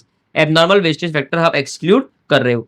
Question number 23. It is important to carry out test of controls for checking effectiveness of internal control over sales as part of debtors audit procedures. In the above context, state the points which needs to be considered in respect of trade receivable. मतलब trade receivable के trade receivable के case में हम लोग test of controls में क्या क्या point check करेंगे, ठीक है। ये भी हमारे नोट्स का क्वेश्चन है, ये भी ट्रेड रिसीवेबल का पार्ट है। It is important to carry out test of controls checking effectiveness of internal controls over sales as part of debtors audit procedure. जब आप डेटर्स के ऊपर ऑडिट प्रोसीजर लगा रहे हो तो डेटर्स पे ऑडिट प्रोसीजर लगाते वक्त सेल्स के ऊपर क्या इंटरनल कंट्रोल है वो चेक करना आपको बहुत जरूरी है। उसमें आप क्या देखोगे, only bonafide sales lead to trade receivable, सिर्फ बोनाफाइड मतलब जेन्युइन सेल्स जो है वही ट्रेड रिसीवेबल को कन्वर्ट होते हैं, बाकी जो फर्जी सेल्स है वो होते ही नहीं है, सारे सेल्स जो बोनाफाइड है, ठीक है। और जो एक्चुअल ट्रेड रिसीवेबल जाने चाहिए, मतलब आपको किसके अगेंस्ट कैश मिल गया, आपने ये बेचा आपको कैश मिल गया, तो वो ट्रेड रिसीवेबल जाना चाहिए क्या, नहीं, तो सिर्फ बोनाफाइड सेल्स जो है वही ट्रेड रिसीवेबल तक पहुंचते हैं। All such sales are made to approved customers, ठीक है। हम बड़ी बड़ी कंपनीज के पास में कस्टमर्स की लिस्ट होती है, ठीक है, कि वो कोई ऐसे कस्टमर को ना बेच दे जिससे पैसा हमको नहीं मिलेगा। मान लो विजय माल्या डिफॉल्टिंग पार्टी है, तो कंपनी क्या करती है, उसको ब्लॉक लिस्ट में डाल देती है कि भाई इसको पैसा, इसको कोई भी माल नहीं बेचना। तो वैसे ही सेल्स जो है वो अप्रूव्ड कस्टमर को हुआ है क्या। All such sales are properly recorded in the books of account, सारे जो सेल्स है वो बुक्स ऑफ अकाउंट में प्रॉपरली रिकॉर्ड हुए हैं या नहीं हुए। Once recorded debtors can be settled only by receipt of cash और on the authority of responsible officer. एक बार आपने ट्रेड रिसीवेबल को रिकॉर्ड कर लिया तो अब वो सेटल सिर्फ कैश में होंगे, या तो जब वो कैश देंगे तब हम एंट्री पास कर देंगे, है ना, cash account debit to debtor, या फिर जब हमको प्रॉपर अथॉरिटी से आएगा कि भाई इसको आप राइट ऑफ कर दोगे, इससे पैसा हम नहीं मिलने वाला है, तो उस केस में वो सेटल होंगे। दो ही तरीके से वो सेटल हो सकते हैं। Segregation of duties at every point in sales transaction, sales transaction में हर एक पॉइंट में डेटर की अकाउंटिंग, सेल्स इनवॉइस की एंट्री रिकॉर्डिंग, ये सब जितना भी रिकॉर्डिंग फेज है ये सब में आपका सेग्रीगेशन ऑफ ड्यूटीज होना चाहिए, मतलब अलग पर्सन होना चाहिए। डेटर की अकाउंटिंग के लिए अलग आदमी है, सेल्स की अकाउंटिंग के लिए अलग आदमी है। Debtors are collected on time, ठीक है। अगर हमने 30 दिन का समय दिया या 90 दिन का समय दिया तो ऑन टाइम हम डेटर्स को कलेक्ट कर रहे हैं। In case debtors are not collected on time, sending reminders and taking legal actions if required. अगर ऑन टाइम कलेक्ट नहीं होते हैं तो उनको लीगल रिमाइंडर दो, है ना, उन पे लीगल एक्शन लो अगर वो पैसा नहीं दे रहे तो। Balances are regularly reviewed, debtor के अंदर जो भी बैलेंसेस है उसको रेगुलरली रिव्यू किया जा रहा है। A proper system of follow up exist and if necessary adequate provision for bad डेब्ट should be made by preparing adequate ageing schedule of the debtors. एक प्रॉपर फॉलो अप का system available है, ठीक है। सो हमने क्या देखा कि सिर्फ बोनाफाइड सेल्स जो है वो ट्रेड रिसीवेबल जा रहे हैं, अप्रूव्ड कस्टमर को आप सेल्स कर रहे हो, डेटर सेटल होंगे या तो कैश में या फिर प्रॉपर अथॉरिटी उसको सेटल कर सकती है। उसके अलावा अगर आप सेल कर रहे हो तो आपको proper system of follow up exist होना चाहिए, आपको लीगल एक्शन लेना है अगर आपको पैसा नहीं मिलता है तो, ठीक है। उसके बाद में आपको देखना है कि जो बैलेंसेस है डेटर के उसको कोई रेगुलरली रिव्यू कर रहा है, कि कोई ऐसा तो नहीं है कि बहुत सालों सालों से हमको पैसे उससे नहीं मिले। और उसके अलावा सारे जो सेल्स है वो प्रॉपरली बुक्स ऑफ अकाउंट्स में रिकॉर्ड हुए हैं या नहीं हुए। Question number 24, Z Limited is engaged in manufacturing and export of shoes. The statutory auditor of the company wants to reasonably ensure that only the inventories recorded in the financial statements are exclusively owned by the company and do not include any inventory that belong to third party but includes inventory owned by the company but lying with the third party। मतलब हमारे inventory में किसी अगर तीसरे party का inventory हमारे location पे है तो वो हमारे इन्वेंट्री में काउंट नहीं होना चाहिए क्योंकि वो किसी तीसरे पार्टी का है, राइट। और हमारा इन्वेंट्री अगर किसी थर्ड पार्टी के लोकेशन पे है तो वो हमारे इन्वेंट्री काउंटिंग के प्रोसीजर में जरूर काउंट होना चाहिए। एडवाइस करिए ऑडिटर को कि वो क्या प्रोसीजर यूज करेगा, ठीक है, ये अश्योरेंस लेने के लिए, ठीक है। तो audit procedure to be followed by the statutory auditor are as under. Perform analytical procedure, पहले तो भैया एनालिटिकल प्रोसीजर परफॉर्म कर ले और रेशियो वेशियो लगा लिए और प्रीवियस ईयर का इस ईयर से चेक कर ले, जो करना है कर ले। उसके बाद में एनालिटिकल प्रोसीजर में हम लोग क्या क्या करेंगे, एक तो COGS अपॉन एवरेज इन्वेंट्री, मतलब इन्वेंट्री टर्नओवर रेशियो, ठीक है, ये आपको देखना है। Perform vertical analysis, that means inventory upon total assets. Compare budgetary expectations versus actual, कि मैनेजमेंट का बजट कितना था कि इस साल के अंत में कितनी इन्वेंट्री रहना चाहिए और एक्चुअल इन्वेंट्री कितनी रही है। Examine non financial information related to inventory, inventory से जुड़ी हुई जो भी नॉन फाइनेंशियल इंफॉर्मेशन है, जैसे कि कितने वेट की इन्वेंट्री है, केजी है ना, पाउंड, कितना इन्वेंट्री का वेट है एंड अदर मेजरमेंट डेटा। फिर perform purchase and sales cut off test, कि 31 मार्च के पहले जो हुआ है वो इस साल है, 31 मार्च के बाद में जो है वो अगले साल रिकॉर्ड हो रहा है। With respect to tagged inventory, perform test for omitted transactions and test for invalid transaction. जो भी इन्वेंट्री टैग्ड है, मतलब टैग होते हैं ना, हम अपना कपड़े खरीदने आते हैं तो वहां पे हम लोग बारकोड देखते हैं, टैग, उसको बोलते हैं टैग्ड।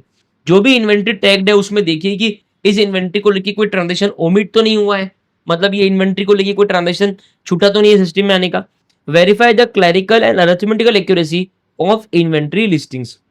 जो भी इन्वेंट्री की लिस्टिंग्स है, इन्वेंट्री का परपेचुअल अकाउंटिंग सिस्टम है, उसमें देखिए कि क्लैरिकल या अरिथमेटिकल एरर तो कुछ नहीं हुआ है, 2+2 5 तो नहीं लिखा हुआ है।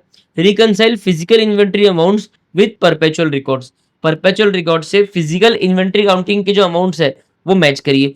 Reconcile physical counts with ledger control, physical count अपने वेट का किया कि भी 100 केजी भर रहा है और लेजर कंट्रोल अकाउंट में 120 केजी है, मतलब 20 केजी का लॉस हुआ है, ठीक है। Reconcile inventories which belong to client but are held with third parties like transporter, warehouses, port authorities etcetera. Goods received on consignment basis को भी आपको चेक करना है। तो ये सब चीज आप इन्वेंट्री को लेके चेक करोगे, ठीक है। तो ये इन्वेंट्री का मेन आंसर है बेसिकली कि आप ओवरऑल इन्वेंट्री को कैसे चेक करोगे। तो आप एनालिटिकल प्रोसेस परफॉर्म करोगे, आप नॉन फाइनेंशियल इंफॉर्मेशन देखोगे, आप कट ऑफ टेस्ट लगाओगे, टैग्ड इन्वेंट्री के केस में आप देखोगे कोई ट्रांजैक्शन ओमिट तो नहीं हुआ है, अरिथमेटिकल और क्लैरिकल एक्यूरेसी देखोगे, फिजिकल इन्वेंट्री अमाउंट को परपेचुअल रिकॉर्ड से मैच करोगे, फिजिकल अमाउंट्स को फिजिकल अकाउंट को लेजर कंट्रोल टोटल से मैच करोगे, जो इन्वेंट्री थर्ड पार्टी की लोकेशन पे है उसको आप देखोगे कि वहां पे इन्वेंट्री हमारी बराबर है क्या, और goods received on consignment basis आप चेक करोगे।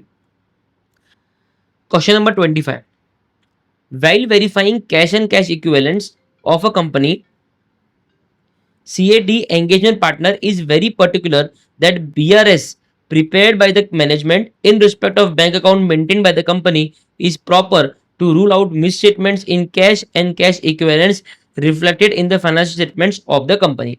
The company does not use net banking and prefers to issue checks to its creditors and receive substantial payments locally through account pay checks. Which aspects needs to be taken care of and verified by CAD in respect of BRS। मतलब bank reconciliation statement देखते वक्त क्या क्या चीज आपको देखनी है। पहला, telling the balance as per bank book to the bank confirmation statement. Bank book का जो बैलेंस है, ठीक है, उसको बैंक कंफर्मेशन या बैंक स्टेटमेंट जो आया है उससे आपको टैली करना है।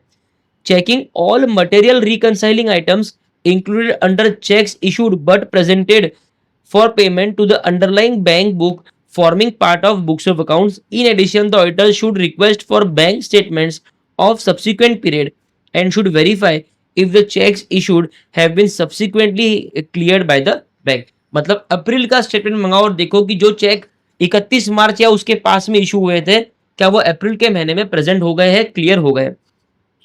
Checking of all material reconciling items included under checks deposited but not credited by the bank by requesting for bank deposit slip. हमने चेक बैंक में डिपॉजिट कर दिया लेकिन बैंक ने हमारे बैंक अकाउंट में उसको रिफ्लेक्ट नहीं किया, ठीक है, और उसमें आपको बैंक से फिर देखना है कि भाई क्यों उन्होंने नहीं किया.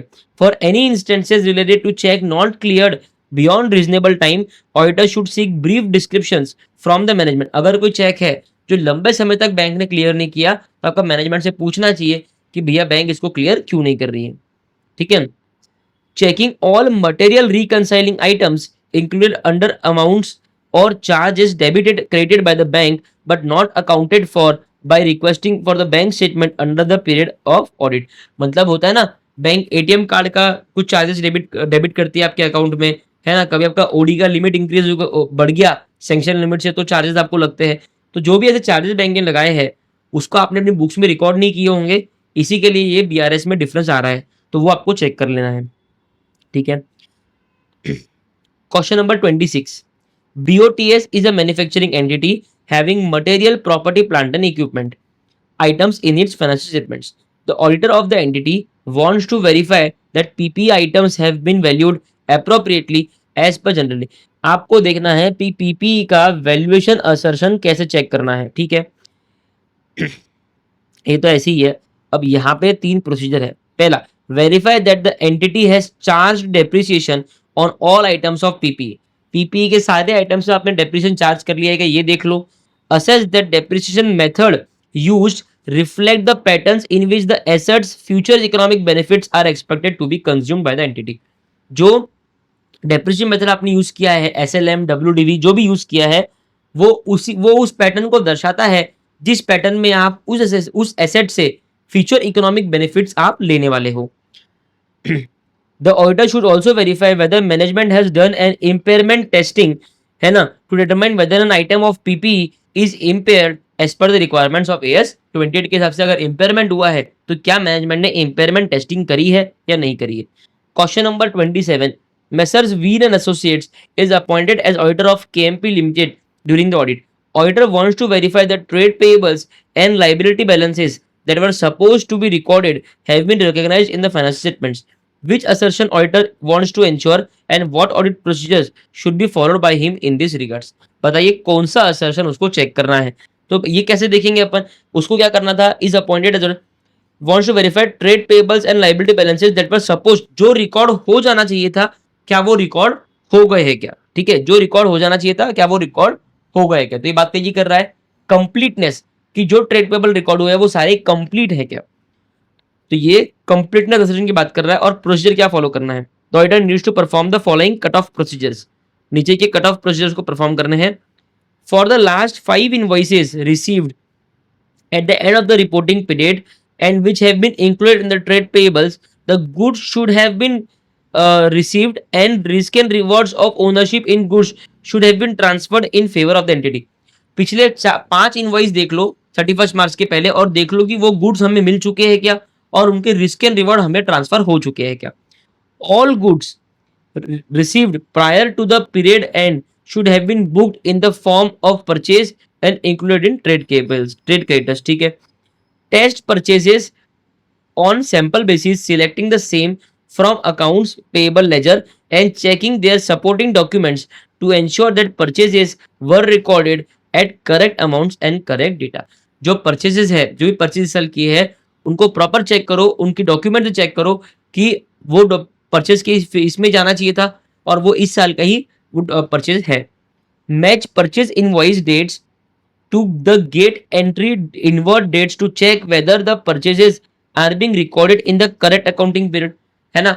गेट इनवर्ट मतलब जिस दिन आपके गोडाउन में वो माल आया, क्योंकि आपने कोई चीज परचेज करी तो माल तो आएगा, तो गेट इनवर्ट रजिस्टर में देख लो कि वो कौन सी तारीख की एंट्री है और आपकी इनवॉइस पे कौन सी डेट की एंट्री है, ताकि आप ये जान पाओ कि वो करेक्ट अकाउंटिंग पीरियड में रिकॉर्ड हुए हैं क्या. This can include an examination of a purchase invoice received subsequent to the period being audited. Review subsequent expense vouchers. Review all material expense vouchers recorded post the balance sheet date to see if they relate to transactions from within the audit. 31 मार्च के बाद में जो भी material subsequent खर्चे हुए हमारे मान लो 1 अप्रैल को, 5 अप्रैल को या 8-7 अप्रैल को, तो आप देख लो कि वो जो खर्चे हुए हैं क्या वो उसी अकाउंटिंग पीरियड थे, क्या वो गलती से हमारे अकाउंटिंग पीरियड के खर्चे तो नहीं थे जो अगले साल रिकॉर्ड हो रहे हैं।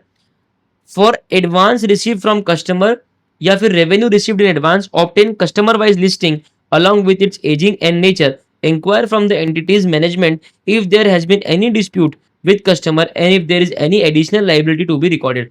जो कस्टमर से एडवांस मिला वो आज की डेट में तो हमारी लाइबिलिटी है, तो उसको चेक करो और मैनेजमेंट से इंक्वायर करो कि एडवांस क्यों मिला है और क्या हमारा कोई डिस्प्यूट चालू है इस पर्टिकुलर कस्टमर के साथ में।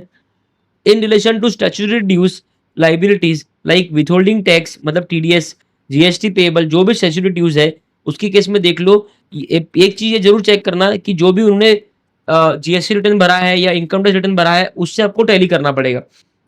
Prepare a reasonability with respect to sales purchase. पहले तो क्या बना लो, एक रीजनेबिलिटी बना लो कि कितना जीएसटी का अमाउंट रीजनेबल होगा, है ना, और कितना एक्चुअल हुआ है, ठीक है। और कोई भी वेरिएशंस हुए तो उसका रीजन आपको मैनेजमेंट से इंक्वायर करना है और मैनेजमेंट आपको सेटिस्फैक्टरी उसके लिए कारण देना चाहिए। उसके बाद में ये भी सेम है, उसके बाद में ही shall prepare a complete list of all statutory dues and consider his reporting requirements under CARO 2020। कारो 2020 के हिसाब से आपके क्या स्टैट्यूटरी रिक्वायरमेंट्स है इन रिस्पेक्ट टू ड्यूज, वो भी आपको यहाँ पे देखना है। तो ये क्वेश्चन नंबर 27 अपना हो जाता है। ये इतने बड़े बड़े क्वेश्चन आने का चांसेस कम है, ठीक है। आपके मॉडल टेस्ट में इसलिए डाला है, लेकिन इतने बड़े क्वेश्चन एग्जाम में आते नहीं है। 5 मार्क के लिए आपको 4 या 5 पॉइंट लिखेंगे सफिशिएंट है, ठीक है। अब आते हैं क्वेश्चन नंबर 28 पे। Mister Vayu is appointed as auditor of Prism Limited for the year 23-24। He wants to ensure that PPE has been valued properly and as per generally accepted accounting principles. ठीक है, अब बताइए आप कैसे वेरीफाई करोगे। ठीक है, कोई इशू नहीं है। पहला क्या करेंगे, verify that the entity has charge depreciation और all items of PPE unless any item of PPE is non depreciable. पहला देख लो सारे पे डेप्रिसिएशन चार्ज किया है क्या। ये 3 पॉइंट तो अभी हमने जस्ट ऊपर पढ़े हैं, है ना। 2 क्वेश्चन ऊपर आप देखोगे तो हमने सेम क्वेश्चन देखा है, लेकिन इस क्वेश्चन में राइट्स एंड ऑब्लिगेशन असर्शन भी है, तो उसके लिए आप क्या चेक करोगे। In addition to the procedure undertaken for verifying completeness of additions during the period under audit, the auditor while performing testing of additions should also verify that all PPE purchase invoices are in the name of the entity। जो PPE के invoices है वो entity के नाम पे है ताकि वो ownership आपको मालूम पड़ जाए। For all additions to land and building in particular, the auditor should check whether conveyance deed या फिर sale deed to verify whether entity is the legal and valid owner or not। जो भी land and building को लेके additions है उसमें sale deed देख लो कि कंपनी legal owner है या नहीं है। The auditor should insist and verify original title deeds for all immovable properties. मेरे को जेरोक्स कॉपी मत दो, मेरे को ओरिजिनल टाइटल डीड्स चाहिए सारी इमूवेबल प्रॉपर्टी के लिए। In case the entity has given such immovable property as security for any borrowings and the original title deeds are not available with the entity, the auditor should request the entity's management कि वो जो जिसको भी आपने security के property के papers दिए हैं फॉर मॉर्गेज, उनसे वो पेपर लेके आप मेरे को एक बार दिखा दो या फिर उनसे पूछ लो कि मेरे को बता देंगे कि उस पे नाम किसका लिखा हुआ है। In addition auditor should also verify register of charges available with the entity to assess that any charge has been created against the PPE. Register of charges में क्या कोई चार्ज पीपी के अगेंस्ट क्रिएट हुआ है या नहीं हुआ है। ठीक है, अब आते हैं क्वेश्चन नंबर 29 पे। CA Karan wants to test completeness assertion relating to intangible asset. ठीक है, आप बताइए कंप्लीटनेस के लिए आप क्या चेक करोगे इंटेंजिबल एसेट के केस में। ठीक है, सो पहला मैं देखूंगा मूवमेंट, क्या देखूंगा मूवमेंट इंटेंजिबल एसेट में कि ओपनिंग क्या था, एडिशन क्या हुआ, डिलीशन क्या हुआ, क्लोजिंग, ये पहला पूरा मूवमेंट में चेक करूंगा। अरिथमेटिकल एक्यूरेसी चेक करूंगा ऑफ द मूवमेंट। ठीक है, ये जो मूवमेंट है ऊपर वाला इसकी अरिथमेटिकल एक्यूरेसी में चेक करूंगा। For additions during the period under audit, obtain a listing of all additions from the management and undertake the following procedure। जो भी एडिशंस हुए हैं एक लिस्ट मैनेजमेंट से ले लो और नीचे दिएगा प्रोसीजर लगाओ। ensure that for all material additions verify whether such expenditure meets the criteria of AS26। AS26 criteria meet करते हैं या नहीं करते हैं। ठीक है, उसके बाद में ये पूरा चीज हमने ऊपर के आंसर में एक आरटीपी का आंसर है इसी में, उसमें ये डिस्कस किया है, ये डुप्लीकेट उसका आंसर है, तो ये आप देख सकते हो। Question number 30, messrs AR and associates have been appointed as statutory auditors of Future Limited, a company engaged in the business of manufacturing of hardware products. They are analyzing the monthly trends for other expenses like rent, power and fuel, repairs, etc. बताइए आप कैसे इसको verify करोगे? Attributes for verifying other expenses like power and fuel, repairs, etc. An entity, in addition to making purchases and incurring employee benefit expenses, also incurs other expenditure like rent, power and fuel, repairs, maintenance, insurance, traveling, business expenses etcetera. बोल रहे employ benefit और purchases के अलावा भी कुछ expenses इस तरीके के होते हैं. While the auditor may choose to analyze the monthly trends for expenses like rent and power and fuel, auditor क्या करेगा? नॉर्मली ऑडिटर क्या करेगा? मंथली ट्रेंड चेक करेगा. जैसे कि जनवरी मंथ में रेंट कितना था, पावर एंड फ्यूल कितना था, फरवरी के महीने में रेंट कितना था, पावर एंड फ्यूल कितना था. इनमें अगर कोई सिग्निफिकेंट वेरिएशन होगा तभी ऑडिटर वहां पे जाके उसको एनालाइज करेगा. An auditor generally prefers to vouch for other expenses to verify the following attributes, ताकि वो नीचे दिए गए एट्रीब्यूट्स को वेरीफाई कर सके.